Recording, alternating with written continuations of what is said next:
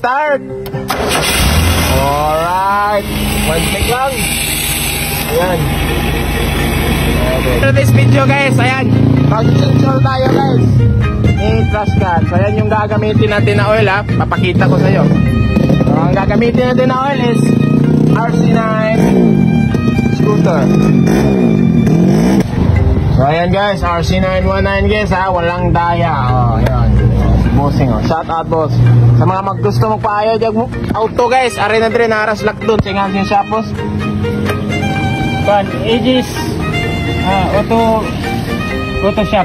Kana daghan og kuan nila ba nara dire sa to Amdilin lakdon. Oh, mo na siya nagayo guys. So yung ginawa ni sir is pinalitan yung crankshaft sa oil seal guys. Oil seal sa crankshaft bali. Oh. RC919.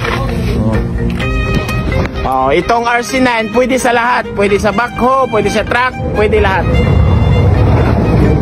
Ayan, good yan. So test talaga natin to.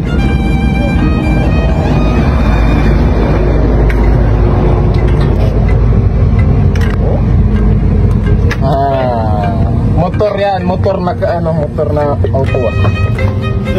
So ayan guys, nalagay na yung oil guys. Ayan. Okay, start! Alright, one check lang. Ayan.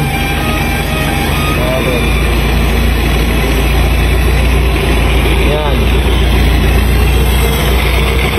Okay, good. Let's go.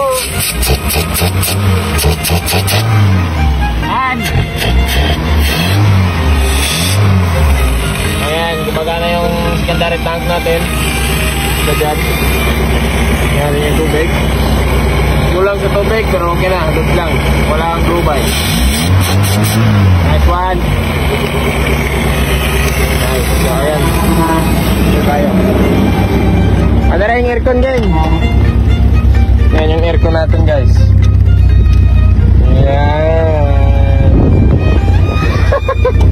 Ayan. Tank natin. So may charger tayo dito. Bagong update para mag-charge kayo while nagbabiyahe. So ayan, goods. RC9! Good! So ayan guys. Gusto niyo bang manalo? Link in the comment section down below. Ayan. Paldo!